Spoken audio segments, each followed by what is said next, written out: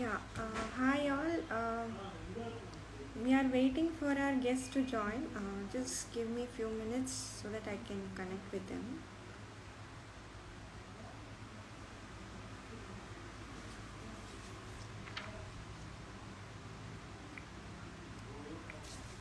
Cool.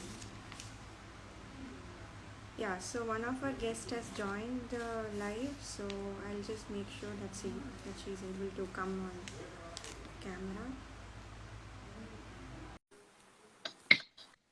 Hello. Hi. Hi. Good evening. Good evening, Is it yes. good morning? Is it good Good morning? morning also, thank you. How are you doing? Yeah, I'm doing good. How about you? My voice is clear, right? Yes, I can hear you right. Yeah, sure. Cool. We have another guest today. She is Anusha. She is a postdoc student, and I'll see if I'm able to find her as well. Mm-hmm. So, this Instagram live series is part of our outreach event for Research Scholars Day.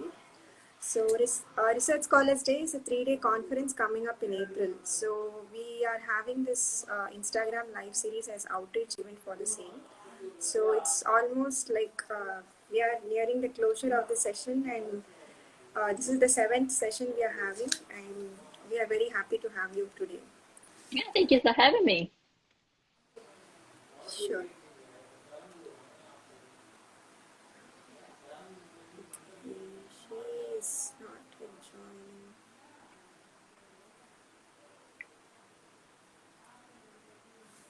Okay. So maybe like until she joins, we can start with some of the questions. So yeah, the topic for this conversation was PhD and Prof and work-life balance. So I've seen like you are a woman in PhD coach, right? So I would like to start off with this first question, like how hectic is the life of a researcher, especially being a woman? As a woman, like how do we find balance between work and life? Let me just No, adjust. how hectic is our life considering being a woman scientist?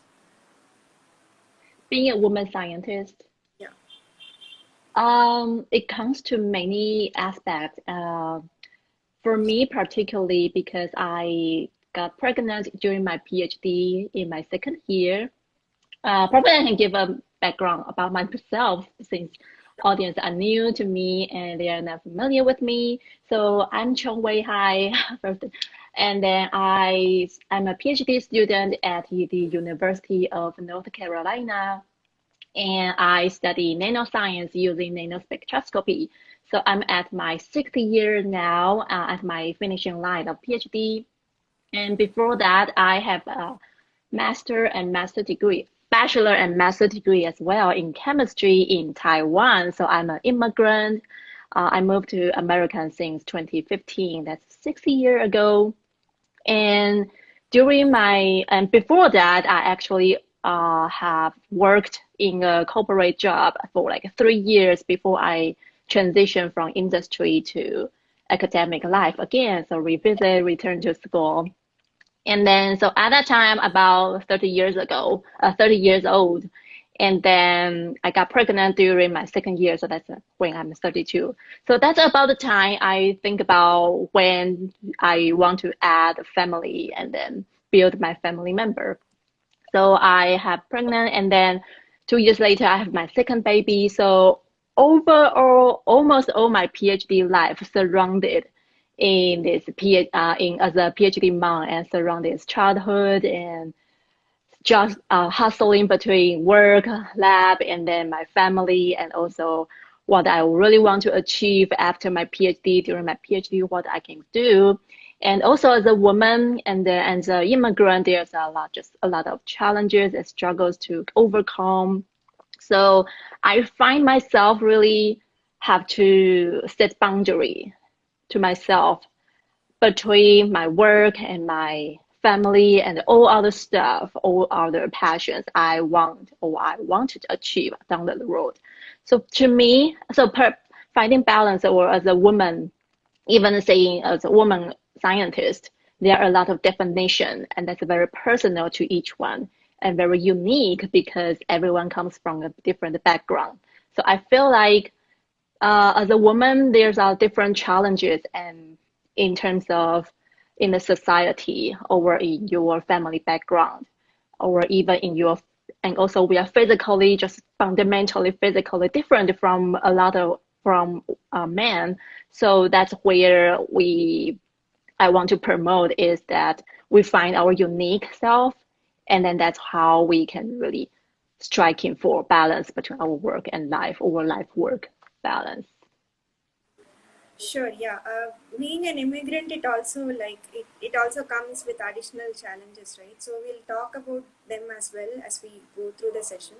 So the first thing is, how do you actually choose a professor? Like when you applied for a PhD, then how did you conclude that that is the right place for you? Hmm. The right place, I feel like it can come to two parts. So first is if you receive offer. If you have like a multiple offer, there's a kind of different challenge you want to set up. And then once you get enrolled in the program in the university, then that's another field of territory because there's just so many faculty options there. So for the first one, I think for my experience, I really my story is I got three offers and then I received my top priority, my first choice of offer. So at that time, I like set my mind on I want to study in that university. But then I got offer invitation of weekend visitation. So that means it usually for students in America. So school university invite prospect students to come to visit their campus. And so prospect student probably will spend a few weeks, so just visiting different university and see where is the best fit. It usually don't enroll in international students because the international ticket is just not get is not getting reimbursed. But I got the email and by mistake they sent it out mistake. So I just will feel like, well, I really want to visit and I can take a day off. So I went there. So I went to my first priority university and feel like, yeah, it feels like a good fit. And I love the environment, the mountain and everything, and the faculty. And then I visit another school. So in North Carolina, this is my home school right now. The second I arrived here, I just feel like in love. I love this environment. University UNC is I would say the oldest, the first public school in North Carolina. So it has a history over 117 years old. So all the trees are very old. The building is a very like unique style. So I can kind of see my success in here. And that's how I changed my priority here. So then I think the first advice probably is if you can like economically allowed and physically allowed time allowed sufficient, probably visit on site is the best advice I can give because that would kind of change your how you feel about if you can see yourself succeed in that environment. And then it comes to when you go really get enrolled in the program, yeah, talk to people. It's a really necessary steps. I remember I talked to three different faculties and sit in their group meeting and trying to understand what all other graduate students are talking about their science. And even though I kind of not understanding a lot, but just trying to feel if again if I can see my success in that lab particularly, and how do I interact with the faculty because the advisor is fundamentally is the most important factor in your PhD life. So how do you feel? How can you really communicate and can you relate to what he is saying, what they are saying? And but at the end, I don't feel I really clicked on either of the three labs until I was reconnected to another faculty member. Her research I didn't really like trigger my interest at the first beginning in the first time. And then, but I just feel, well, maybe why not give it a shot? So I joined their group meeting and talked to her. And then just got like blowing my mind because wow, that's really not what I understand on the surface on the website itself. It just has so much other thing are going on besides their description on website. So I feel like really talk to people and get yourself in the environment is probably the most and would be very successful strategy to choose. Cool. Actually, in our institute, we don't have a formal rotation program for us to choose. So usually we have an orientation session in which we are allowed to interact with the professor, but it's usually Hmm. like a short period, and Mm. he or she connects us with a group, and we interact with them, and then we join the lab. So Mm. yeah, so it's a little different how things happen here.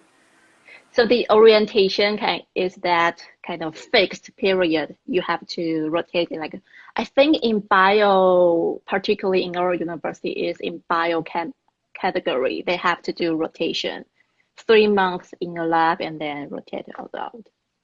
Yeah, I have seen that most international PhD programs have three rotations are like compulsory, or like Mm. there are minimum number of rotations to complete before choosing the guide. So yeah, I think that's a very good option, and sometime we should recommend this to have this in our institute as well. So let's see. Yeah, I heard So people now, are doing that.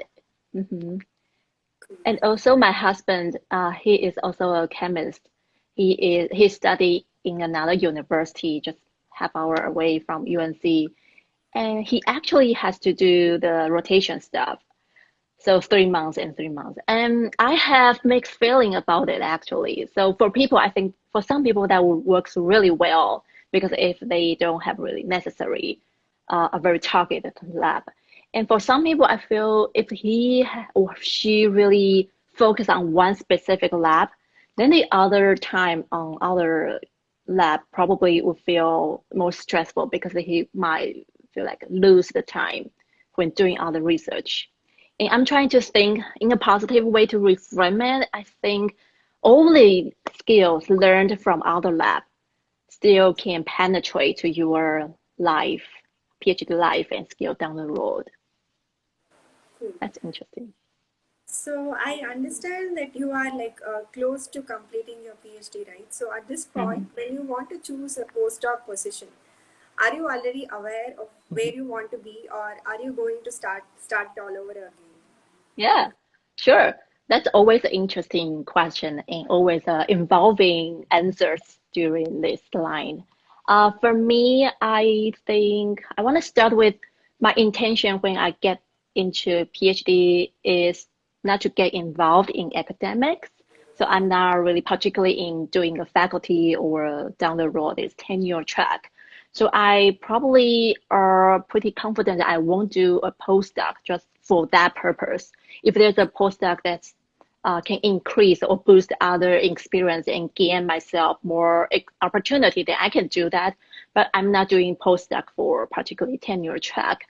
And for me, my path is probably will focus on science communication and science writing, this outreach and engagement uh, area because that's where my experience and how I got involved in this activity during my PhD. Yeah, I got involved in science writing since second or third year in my PhD. I just kind of bump into a science communication and writing club on campus that's hosted by graduate students. And they run the blog, and I feel like, wow, this is so interesting. I have never heard of. You can write you can write about science, and it can be a career. So that's a very like a mind-blowing thing for me. So I tried it on and then get more involved and then get a leadership and get organized stuff and jump on social media in the at first intention is to do science communication. And at the end of it, I feel like this kind of my strength coming from actually. And the skills I gained in this outreach in science communication actually penetrate and transfer to my research life. So I really involved and get more energized in writing manuscript or writing up a report over the designing experiment or things like that. Like you do this use on your hands. So I feel like a lot of people feel so stressful in PhD life because there are just so many rules. You have to be a mentor, you have to do experiment, just a lot of things down the road. But for people, you definitely have some strength in some certain area. And that's when we feel we are not enough because there's some area that's kind of in our weaker aspect, not entirely not sufficient, but just a relative comparison. You have a strength in other area and then the other different. And this area might be other people's strength. So that comparison is just not really comparable if you understand, if you know what I'm trying to say. So that fault reference point really give us a lot of stress during PhD. And that's how what I really want to advocate is the reference points you have to choose wisely so you can really expand your strength and while to grow in all area aspects of your life. So yeah, for me, my path is not a professor. If that's most of your audience is trying to get from there, that's not me, but I'm trying to transition my strength and package it to another expert profession. Cool. So we have a question from the chat. Like when you have multiple options for universities, how to end up choosing one?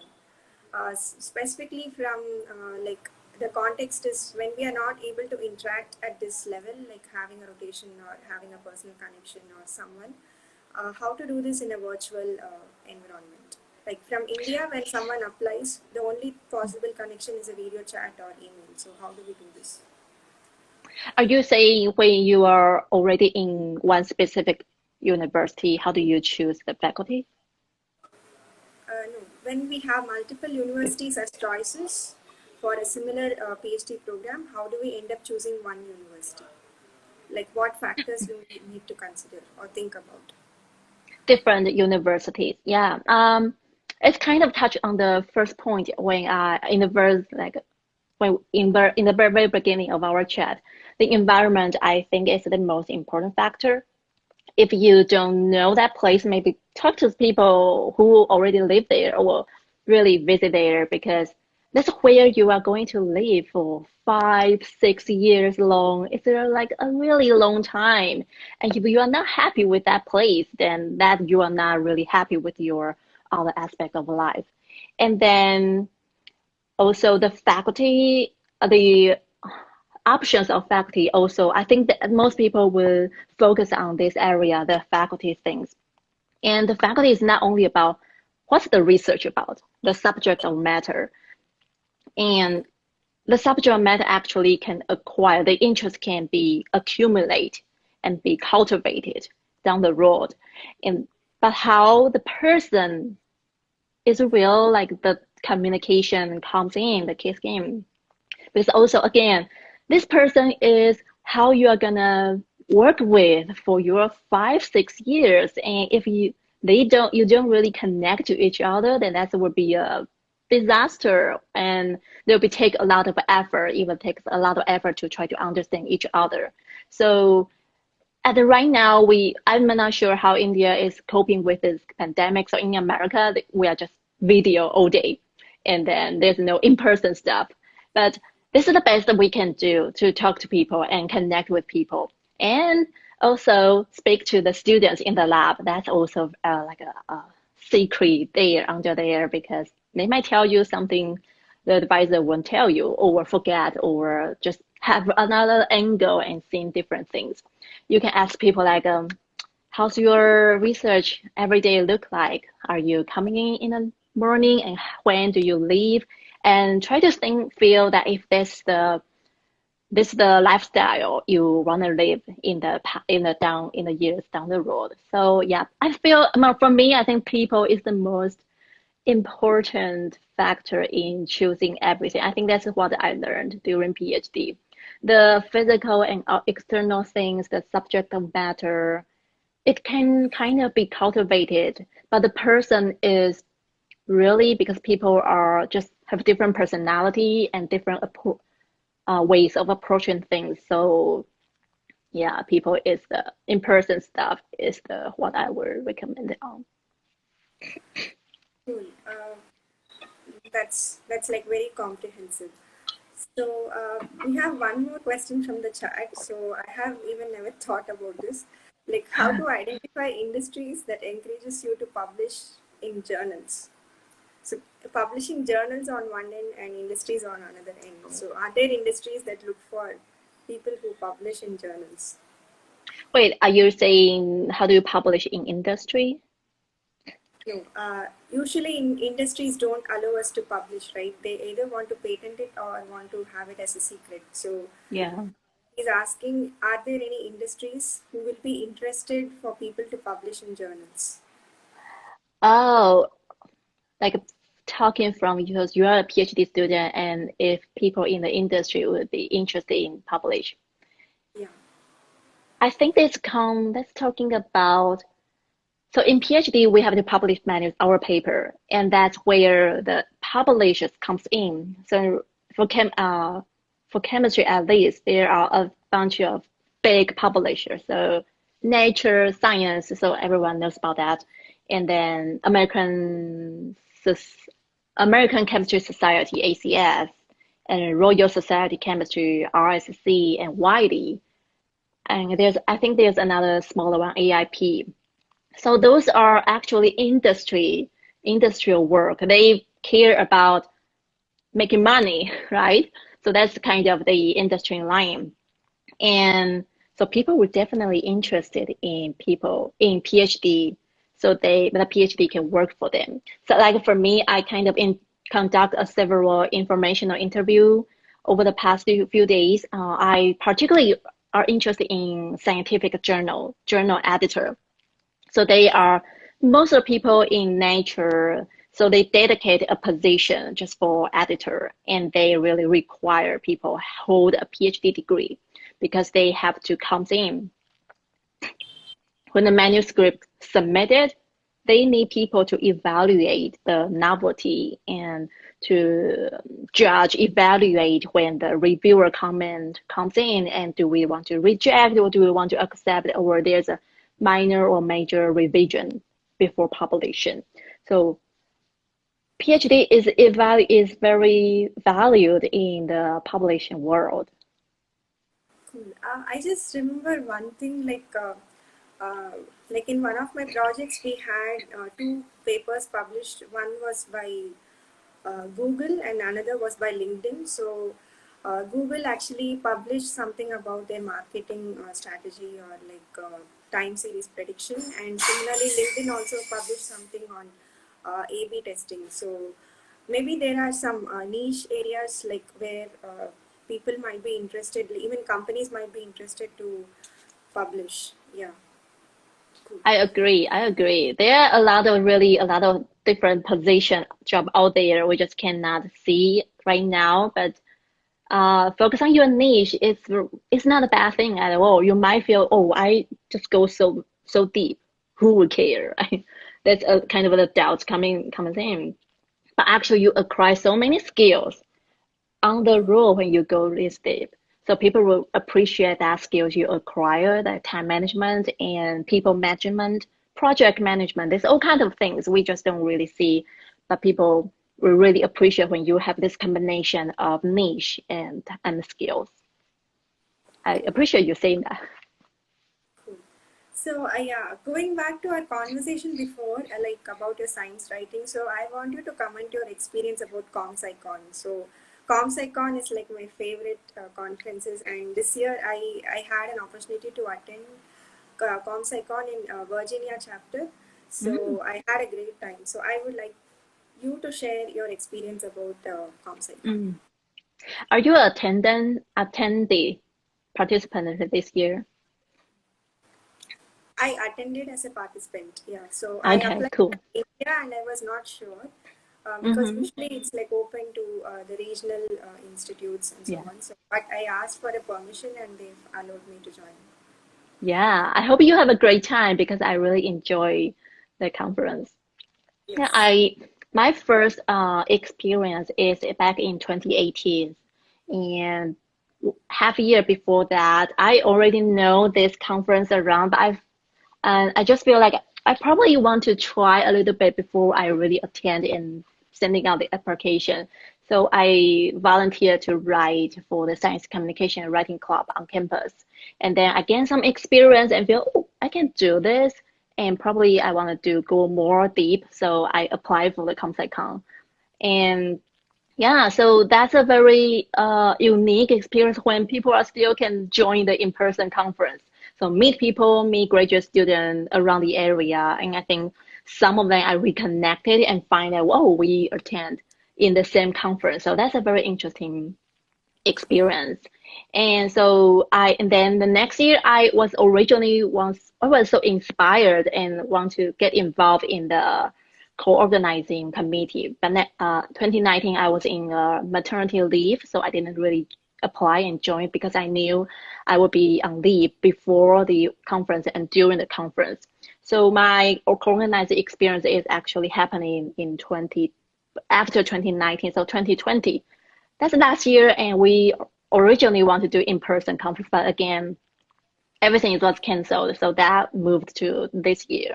And for this experience, the first time I get as a participant, I think that really gave me a lot of information and also the training. I got to publish my pieces on the Canvas, and that's a publisher I don't necessarily have experience.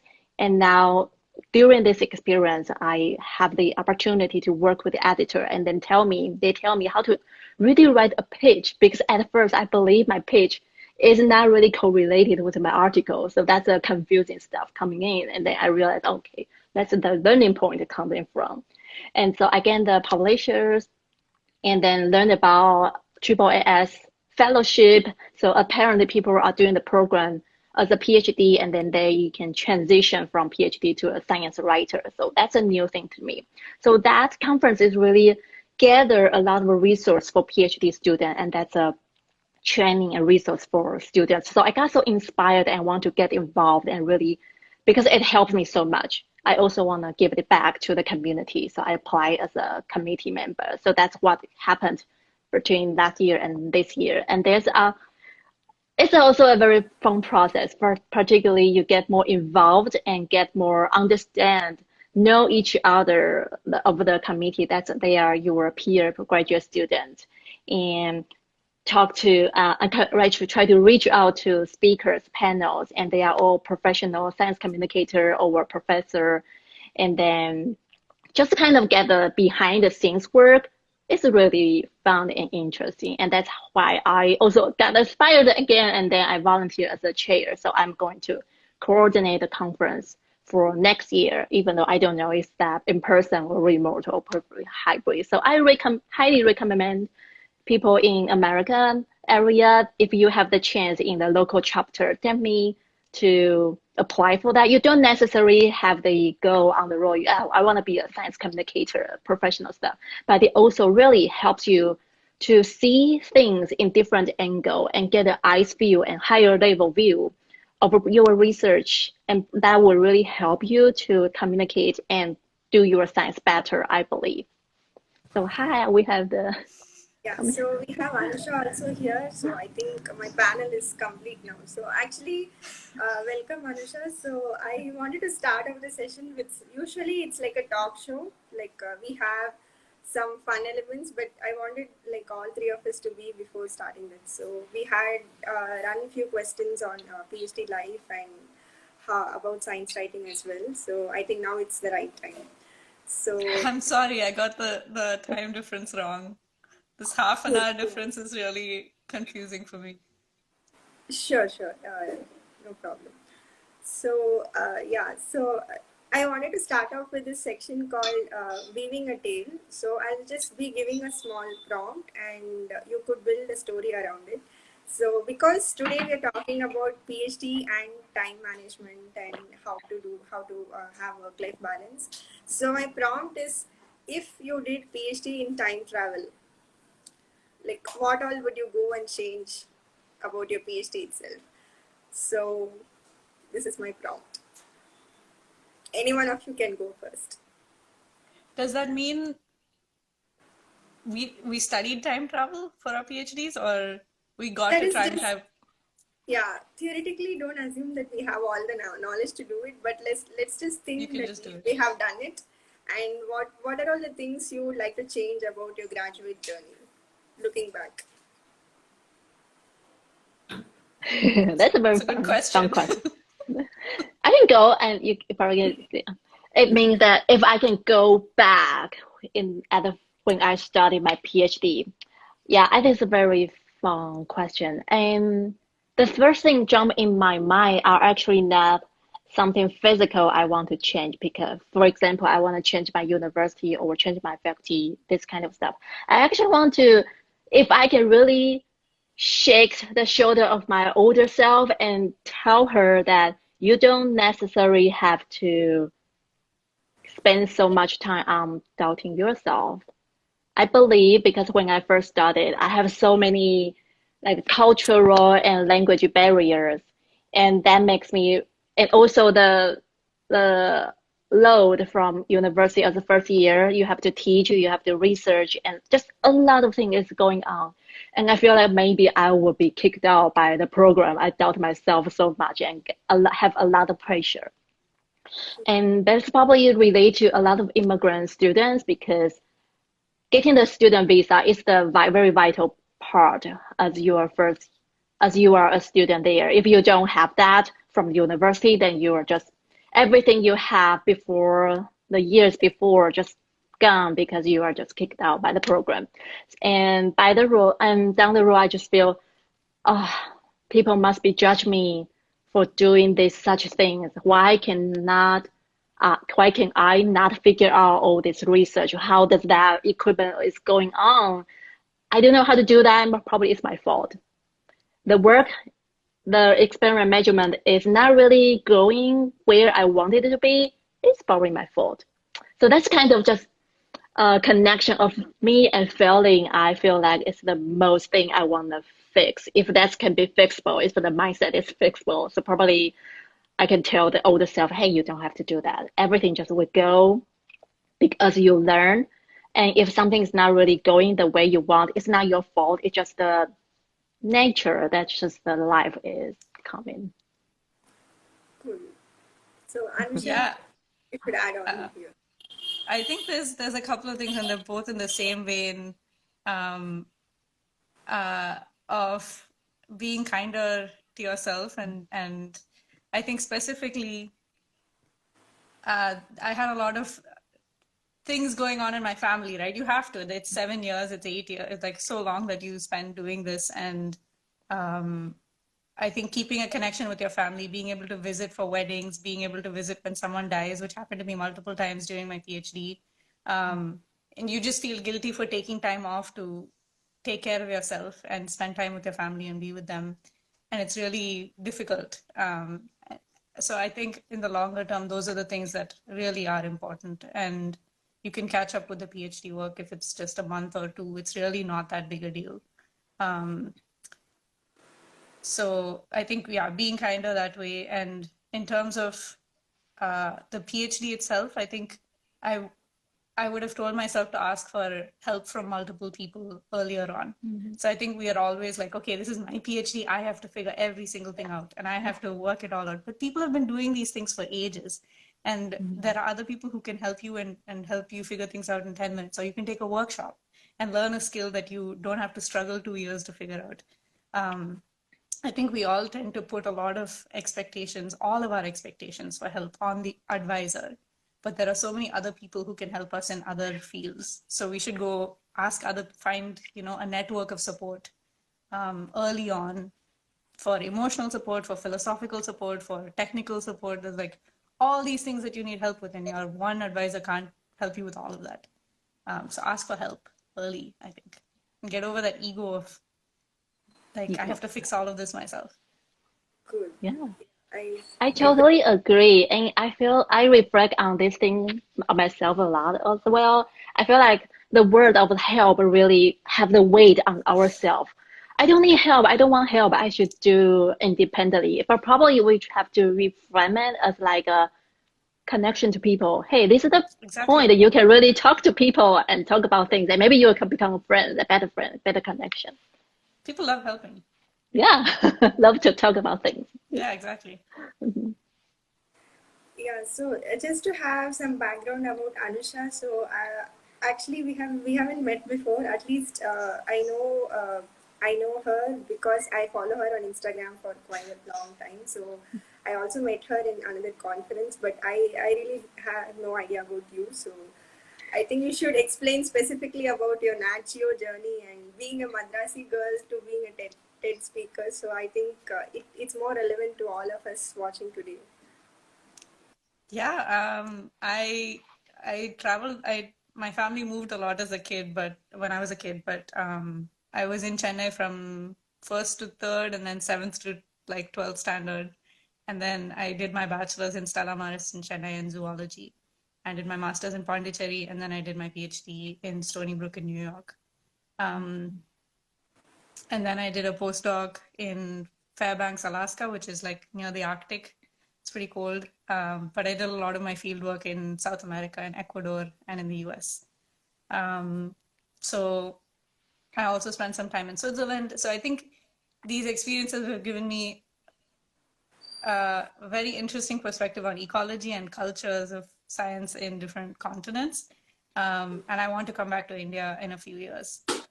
So that's my past, present, and future. And now I'm a postdoc at Cornell in their lab of ornithology in New York. Cool. Oh, and the Nat Geo journey. So I applied for a National Geographic. It was called a Young Explorers Grant at the time to fund my PhD fieldwork in Ecuador. That was in 2014. And I was lucky enough to get that. And that was really the start of this long relationship with National Geographic. They've been extremely helpful in amplifying our voices of the explorers that they grants to. So I've gotten funding, I've gotten like leadership training, and now I've just been granted another grant to do some of my PhD work. But mainly, like the biggest thing I've been able to do is give a lot of talks, and they've given me a platform to do that, and lots of invites to talks to do that. So that's been really, really, really helpful. Sure. So actually, when like fixing you two as speakers today, what from my point of view, the observation was like both of you have a PhD journey, but you also have an additional component. She does science writing, and you are into like related to nature, photography, and I even saw some of your artworks related to nature. So how do you feel like how awesome do you feel about this, like being experts in two different things and managing them like flawlessly, maybe with a lot of flaws but still managing it? So how do you feel? I can't be just a scientist. Like as I was growing up, I think I didn't know that you had to choose one career track. And I loved acting and I loved teaching and I loved all of these other aspects. And I think in academia, very often you're expected to just be the scientist, at least when you come to work, and have just that one identity and leave everyone else in yourself out. But that's very difficult for me, and I can't be happy that way. So like salsa dancing is really important to me and art is really important to me. I think if I had to just be a scientist, I wouldn't be able to be a scientist. So it's I have to bring all of those other identities and weave them into my life somehow in science. Yeah, so now I have a question, like if we chose some other profession other than being a scientist, will we have this liberty to have this multiple caps and stuff? Absolutely no, right? At least maybe it's a biased answer, but yeah, I just want to think like that. If you were something else, could you have Yes, multiple caps? other than a scientist, would it have been this much easy to wear multiple caps? So, like for example, if I was just a corporate, I was just in corporate, will I be able to manage all this together? I feel like it's a personal choices. Some people will really be fine after I have done the day work or a few hours of day work, and I would just go enjoy myself. I don't really put it as a public platform, so let everyone know, hey, this is something else work I'm doing, but just keep it to myself and my family. So whether you're a scientist or other professionals, I think that's really personal choice. Because I think for me, me and Anisha, and we just really need a variety of things we can engage ourselves with. And that really gives us a fulfillment and a sense of life. But so for some people, it's totally fine when they are just after work, just watch TV, watch a movie, and I think it's just speech. Different person, different definition for pursuing happiness. I think a lot of scientists also think that within academia, but it doesn't give them everything they need in some ways. And so they leave and go to the corporate world and think that they'll do their 9 to 5 job, but then do science on the side. And so, and be curious on the side and ask questions on the side. And I think that is possible. I don't know what fields exactly or what companies, but there are, I think, a lot of people in the corporate world who, like, wildlife photographers are very often computer professionals in India, software professionals, and then they go do photography on the weekends. Like, yeah, I think it is really a personal preference, like you were saying. Yeah, and also it depends on environment and how you think yourself and how you think. Because I remember you remind me when I worked in the corporate a few years ago, the 3 years I don't really necessarily have a hobby or other side project going on. I just feel so pressured in the detail. And when the work is going great, then I feel great. When the workload is really heavy, I feel I'm miserable. Even though after work I would watch movie or trying to enjoy myself, but I just didn't feel that way because I think at the time I was just so young to acknowledge there are other possibility out there instead of your daytime work, 9 to 5 job. Cool. Yeah. So, yeah, the next thing is about time management, right? So, both of you have, I think, different perspectives on this. So, I would like to hear because Anusha has a special theory of explaining time management, at least from what I read about her. And I also saw some strategies posted by you as well for time management. So, let's combine both now. Yeah, I think you can go first. Yeah. I can go first. Well, one of the first things was I was always in my PhD. I was always wondering if I was working efficiently or working not enough. I think as an Indian student, very often you start doing the assignments the day before, right? And that just doesn't work in a PhD in the US. Like you have to work on assignments for 3 weeks. So I started feeling like I wasn't doing it right. There was something that I had to change in my work strategy. So I started tracking my time to understand it better. And we do this with money very often. If we have a budget and we plan it and we spend it a certain way, and if we're not spending it right, we track it. So I started doing that with my time, and I wasn't allocating it like I wanted to. So I think even if you don't track it, just think about what you're spending most of your time on, and is it aligning with what your longer term goals kind of should want you to spend time on. Very often we're just pushed by these urgent needs in the everyday, and we're kind of excluding what will help our longer term selves. Like for a PhD student, very often it's writing papers or reading papers. We really push that out of the way and end up responding to immediate emails and checking email all the time. So just think if that's what you're doing and that aligns with your longer term goals, I think is what I would suggest. Yeah, I will add on that. I kind of learning that on the back way. So at this point, I learned, there's a technique like checking your time and how to align your value with your time. I think I learned the other way because I just started with my very chaotic PhD, new motherhood, and all things I want to pursue as a passion. So I think what really helped me along the way is at some point when I feel so precious, I just try to figure out a way, how do I release this pressure? Is that by simplify things a certain way I do, or I have to negotiate with my husband, hey, you have to take care of the kids. I want to go library and do some work. And then so it comes to down the road. And then at the point, at first of my PhD, for the first few years, I didn't really have a planner or things like that. to really manage my stuff. I just feel like everything comes in, I need to react immediately. So that's kind of, I think that's the where so like we are so not enough because we are just chasing a lot of things. And then when got pregnant with my second baby, I feel so just so the morning sickness making me so I'm not myself so much. And then at the point I really feel like I need to take care of myself in order to take care of everybody else in the house. So I start to taking bullet journals and then trying to dumping my ideas and what's happening and checking my health. Even though I didn't do it a lot, but I think that's the point. I start to recognize tracking this kind of stuff and how to really put things. You don't have to reactively to, like you say, when the email comes in, you don't have necessary to reply it immediately. There's no such thing you have to be like a life threatening stuff. You can put it away and try to manage your time to really focus on like power hour to apply tens of emails and they get it out and they get it done. So this kind of thing.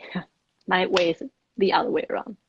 But I think the principles are the same, like consolidating. That's what I learned. You have to consolidate like the tasks that you could prolong for a long time, like emails, you can consolidate them into like a few hours. Or if you have administrative tasks and research tasks, set aside a whole day for research tasks or 2 days in the week for research tasks so that you're not bleeding all of your things into each other. Yeah, and also just particularly on this email, I think kind of postponed it is giving you some buffer time to how to respond. Because when we immediately want to try to respond, we will write a very long stuff trying to explain what's going on, what's not working.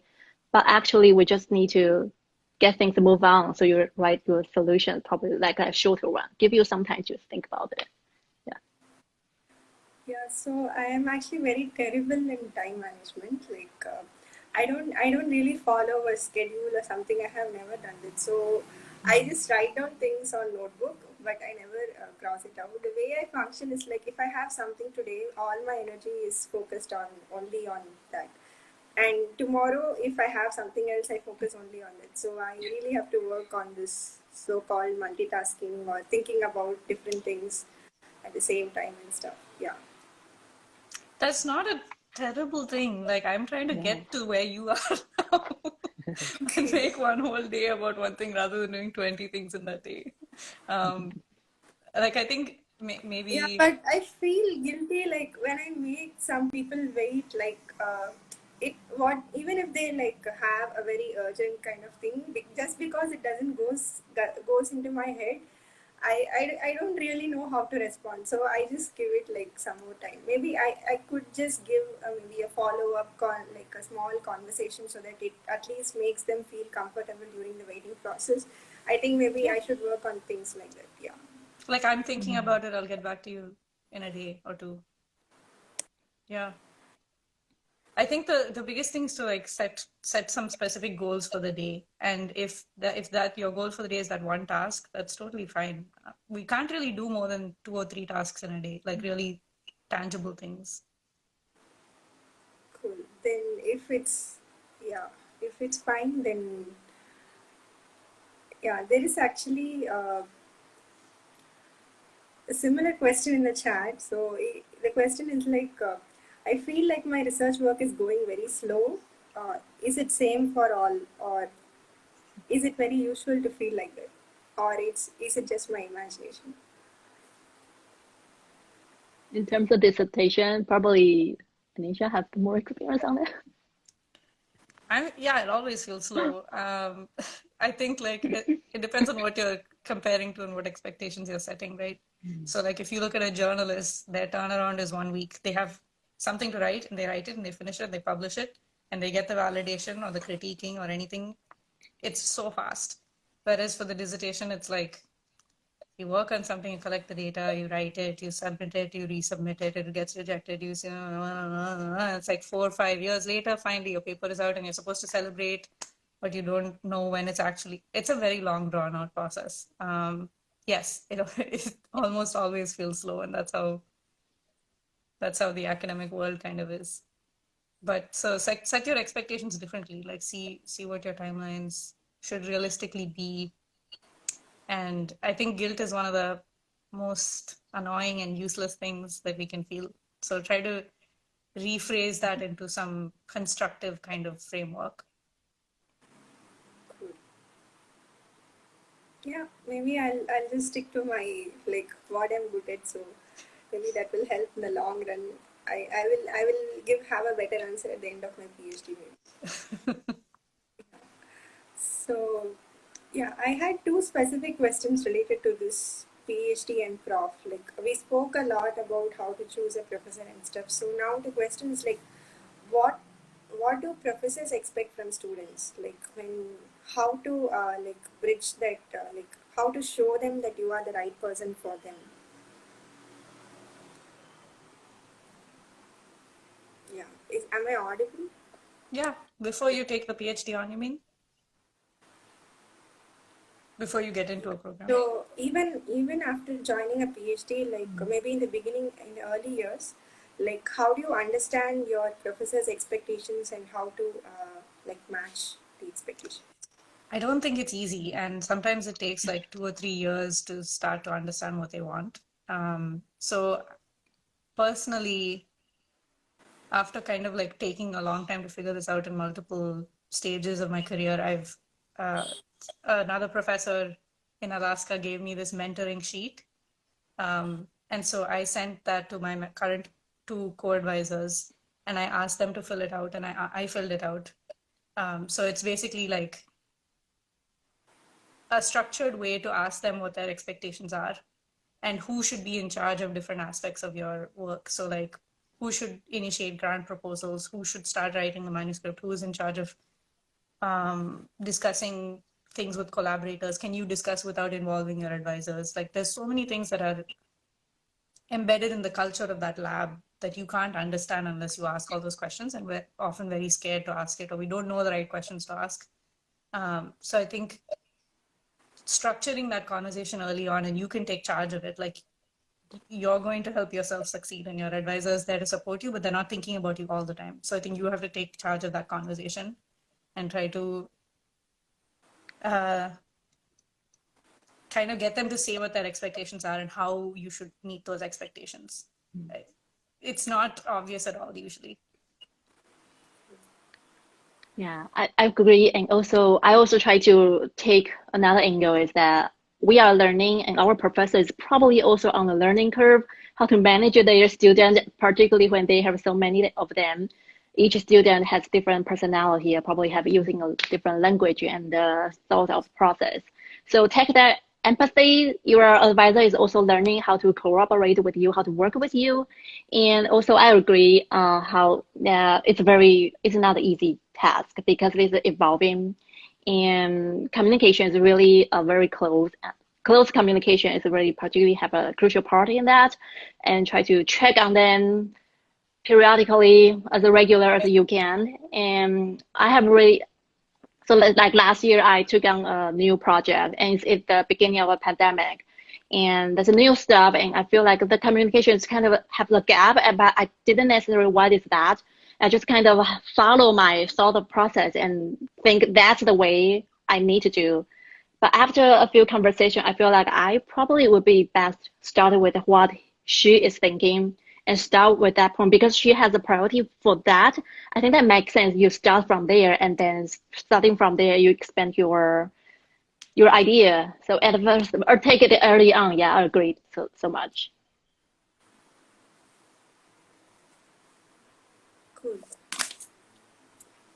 Yeah, so with me and my prof, it was quite easy because before I joined with my prof, I had this, even though I didn't have rotation and stuff, I had the chance of working with him for 1 year. So like more or less we know each other's working style and in terms of expectations. So it was a pretty clear start for me when I joined PhD. So yeah, so again, I'll comment on this once I finish my PhD in a better fashion. So yeah, I would like to What ask. what year are you in right now? I'm technically in my first year, but I'm not new to the IT environment. So I know Mhm. this IT environment for 2 years before joining my PhD. So in that sense, it is my third year at this university. Mm. So I have a specific question for Anusha. So now you have, as you have been in India and you have also been abroad, so you know like the differences between the working style or even in terms of infrastructure or what kind of support we get. So what do you think are the major differences between these two systems which will influence a PhD student's journey?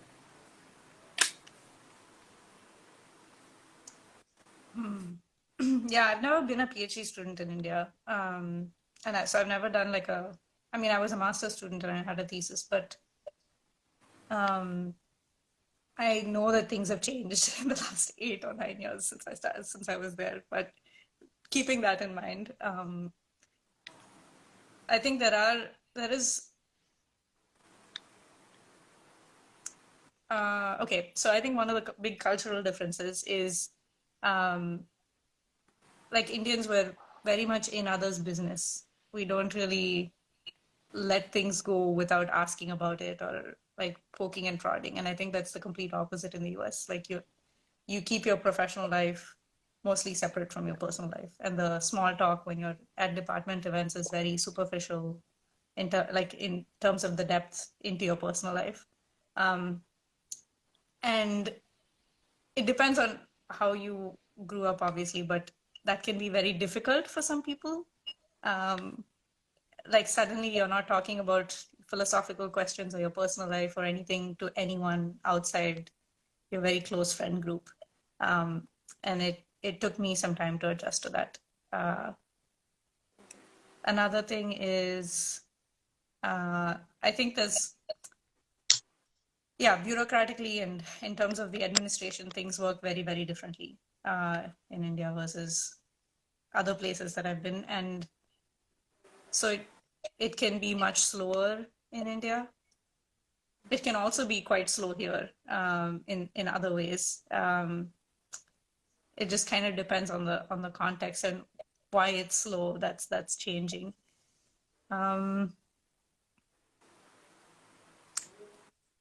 Yeah, the expectations, like I was saying for the assignments, I think the expectations for the PhD might be different. And it takes some time to figure out what they are and how to achieve those expectations here. But again, communicating about that with advisors or other senior students or other people in the department is one of the best ways to figure it out and not waste too much time on trying to figure it out yourself. Those are very vague. It's really hard to communicate. Cool, I get that. Like it's such a personal thing. Yeah. Yeah, actually, the slow thing, I would like to say, like from another like perspective, like an advantage because, for example, if a student goes to US or Europe, so like the time frame is like say 3 to 4 years or something. The expectations are like very quite high, right? So when you join the PhD itself, you are expected to give a result. So maybe you will have only like 10 months or so to do courses and stuff, but I actually worked for some time in Singapore. So what I saw is that right from the second year itself, the students start publishing. But here it is not like that as much. It depends on each student. So some students do start publishing in the second year, but some students have the time to cope up with the system and they can publish even in the third year or fourth year. So I think for people who come from like different backgrounds, this slowness actually is an advantage to them because it helps them to take the time to cope up. So this is just my another perspective. It could be right or wrong, but I have seen like it does work with some students. So I think that's true in Europe, but in the US, you do like a year or two of coursework in your PhD, and you're not expected to start publishing immediately. And your PhD takes like 5 to 6 to 7 years very often. And I started submitting papers in my fourth year, but I didn't get any of them published until I finished from my PhD. So it was pretty slow for me. I mean, ecology takes time also. So I think it depends on the country and it depends on the department also. yeah, definitely. Yeah. Depends on the studies of the field. In chemistry, there are also a variation of how quickly you publish the paper. Some are really long, quick, like second year, by third year, oh my God, what I'm doing? I'm already fourth year. And then, but just because it depends on your study or field. Yeah, so I have this last section, which is this or that. So maybe we can conclude with this session. So I will give two options. You can tell me like which one you choose and for what reason. So the first one is maths versus methods. So this is like a data versus experiments, that kind of a question. Would you choose something, some work which is only dependent on data or something which is mostly dependent on experiments? Like on pre-existing data? Yeah, so by data, I mean the work is like completely by simulation or there is no Oh, experimental. theoretical. I would want experiments. But often I do like a theory plus experiment thing and get the best of both. Okay. So, I'm not sure about the question. Do we want to like between experiment and theoretical data? yeah, so will you choose a work or a project which has more of experiments, or will you choose a work which has more of simulation and you handle only with the data aspects? Okay, that's an interesting question for me because I do both in PhD that involve into, and I would say there's a two different mindsets to think about things. Measurement is interpret and tell about the things that's happening. And for theoretical thing, you kind of have the suspicions about does your model set up correctly? So that's a different process, I would say. And for me, I couldn't choose. I feel like it's a complementary way to interpret your data, and that's all necessary part for science advancement. Cool. So, in my case, it is like I want both. When I'm tired of experiments, I choose to sit at the desk. When I'm tired of the screen, I'm like, okay, I want to do experiments. I want to meet people and that kind of a feeling. Yeah. So the next one is code or create. It's a little kind of similar, but in a different sense. Would you sit and code for building something, or would you actually be willing to? You believe that creating a product will change this world. Where do you think the future lies in coding or in creating products? That's a really, I think it's both again. There's so much that like data scientists and computer scientists are contributing to fields like ecology. And I think coding is like able to process huge data sets. There's no other way we could do that. I don't know if, I don't think they're exclusive or independent. Yeah. Good point. The data science is really on the rise. Machine learning. I feel like everyone in the world are either have some experience on programming things like that. Probably it's just the basic requirement for our next generation. Cool. The next one is movies versus web series. I'm not sure if you're a fan of this, but yeah, but still I want to ask like movies, or you prefer watching movies or long web series? I think it depends on the mental state at the time. Um, if I don't have that much time, then it'll be a movie. But Okay. usually I'm binge watching. Yeah, binge watching is. I like that idea. If time allows, The yeah. thing with the yeah, with web series, it gives me a feeling like I can live with a character for a longer time, maybe than a short movie. So I will definitely go with web series. Yeah. My next question is: will you be a full-time professional or a freelancing professional? What would you choose to be? Like you want a full-time 9 to 5 job, or you want to be a freelancer who does different things?